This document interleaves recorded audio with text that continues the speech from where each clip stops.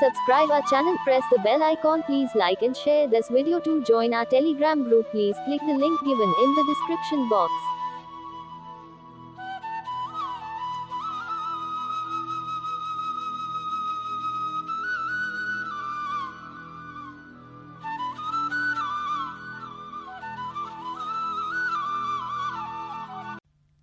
भाग 25.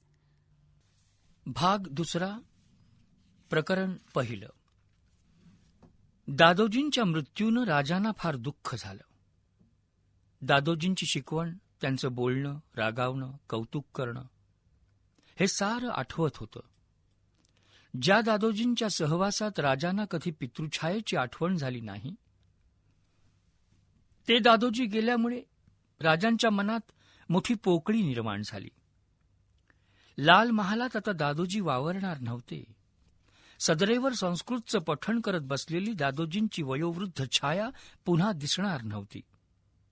आपल्या खोलीत, दप्तरात, बसक्या मेजासमोर बैठक घालून आपल्या दराराने फडाला बेचैन करणारी दादोजींची जागा आता रिकामी पडली.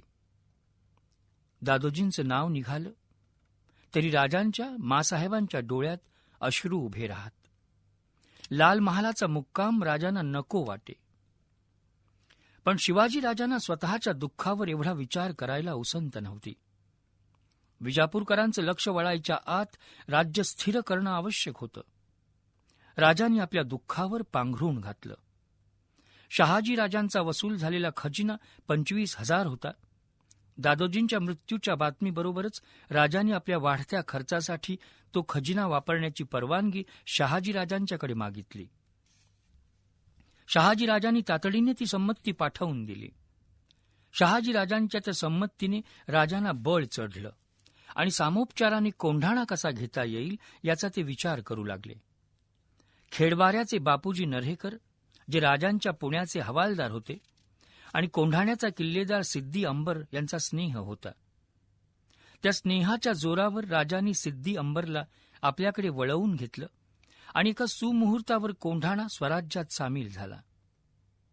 राजांचा किल्लेदार म्हणून सिद्दी अंबर कोंढाण्याची व्यवस्था पाहू लागला.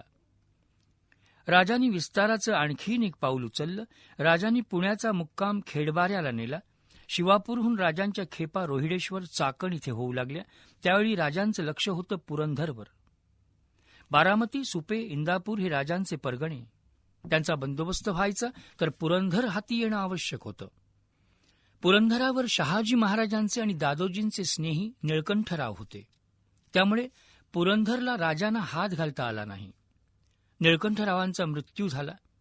त्यांचे तिघे मुलगे निळोजी, संक्राजी आणि पिलाजी. बापामागे निळोजी गडाचा मालक बनला, पण आपल्या दोघा भावांना वाटा देण्यास तो राजी नव्हता. राजे खेडेबाऱ्याला आलेले कळताच पिलाजी आणि संक्राजी राजांच्याकडे खेपा घालू लागले. निळोजी राजांना मानित होता.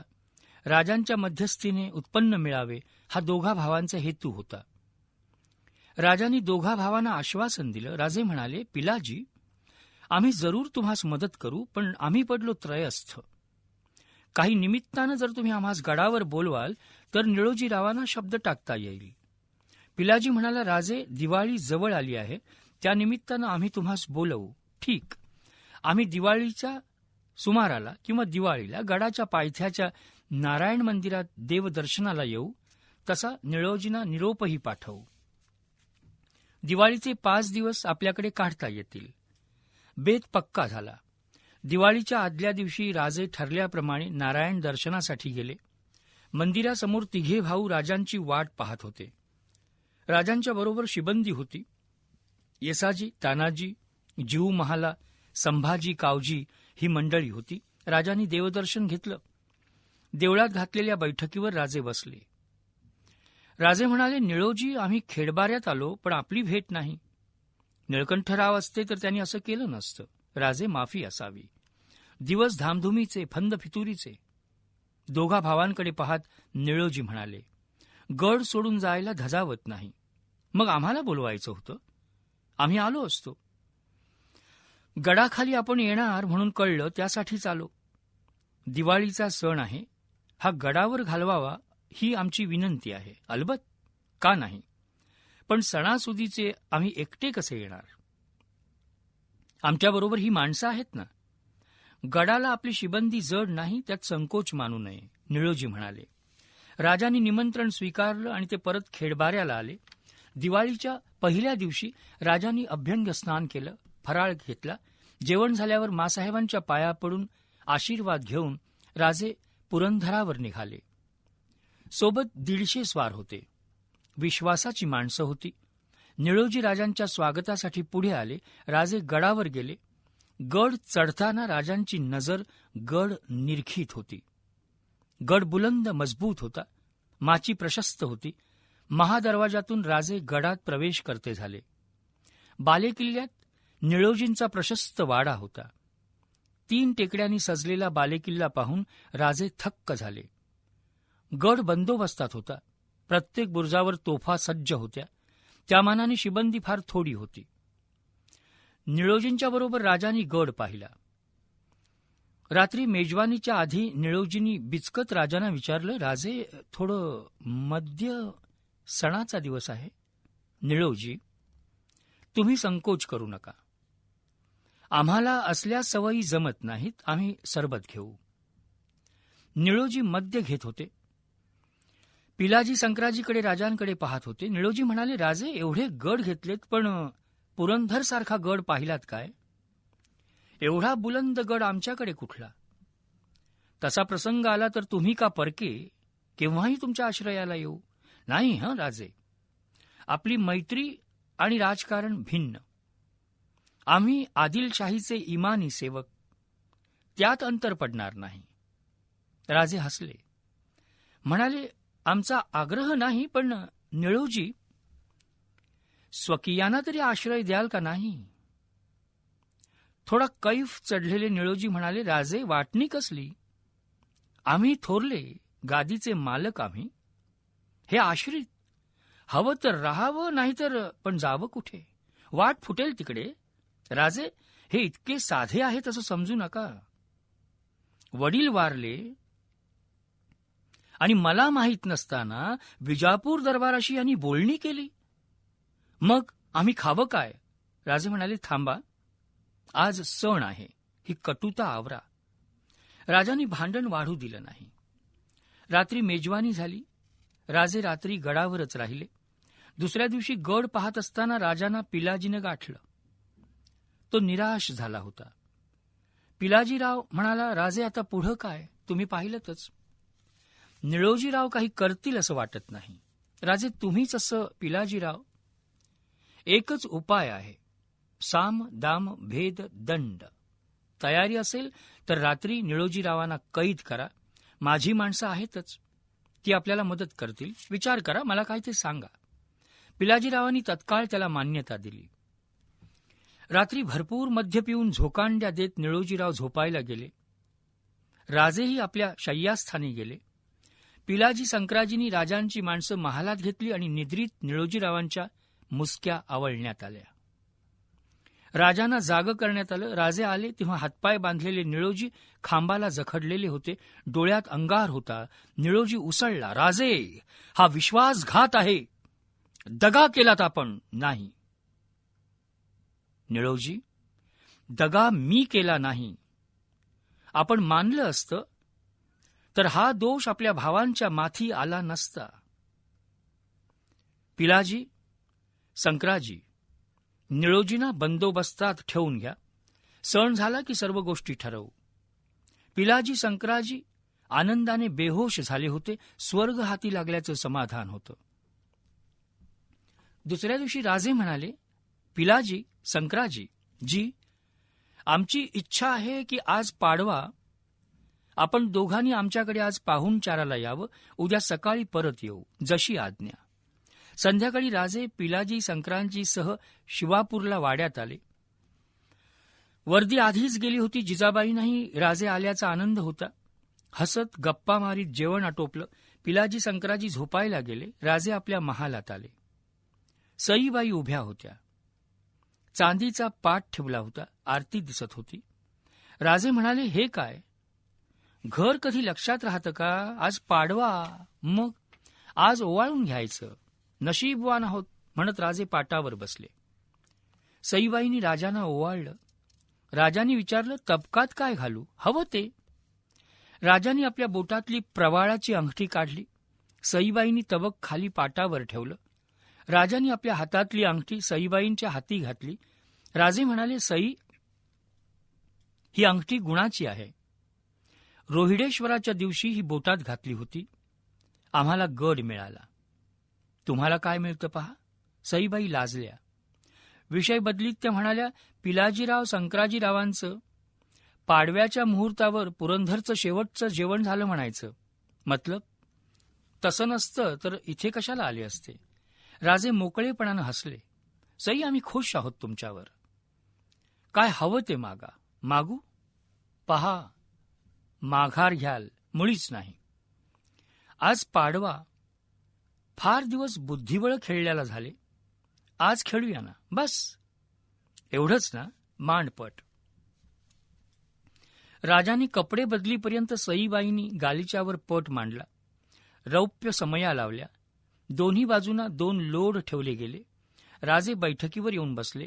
पट मांडला गेला. सईबाई म्हणाल्या, मला काळा पट नको, हस्तिदंती पाहिजे. सुरुवातीपासून रडीला सुरुवात झाली ना, होऊ दे. डाव सुरू झाला. रात्र चढू लागली. तशा सईबाई कंटाळल्या.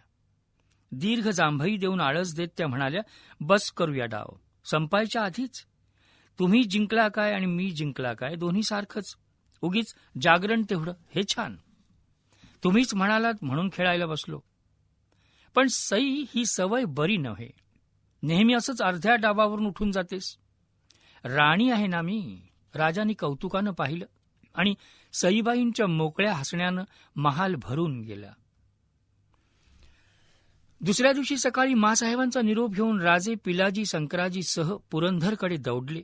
हवेत दिवाळीची थंडी होती. पहाटेचं दव पडल्यानं रस्ता तपकिरी झाला होता.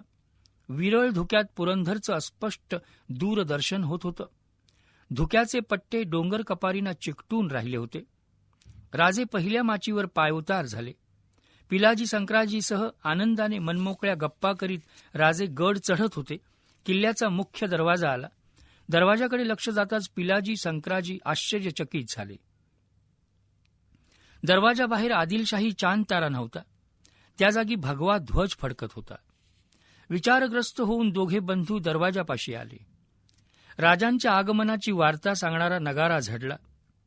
तानाजी नेताजी सामोरे आले. राजांना मुजरे झाले. राजे म्हणाले, सर्व ठीक ना? जी. आज्ञेप्रमाणे सारं घडलं. मुरारजी म्हणाले, शाब्बास. आणि येसाजी कुठे आहेत? दारू कोठाराकडे चौकीवर आहेत. चला. राजे, हे पहारे कुणाचे? संक्राजी ओरडला. शांतपणे राजे म्हणाले, आमचे. याचा अर्थ? पिलाजीने विचारलं. एवढे का अजाण आहात पिलाजी?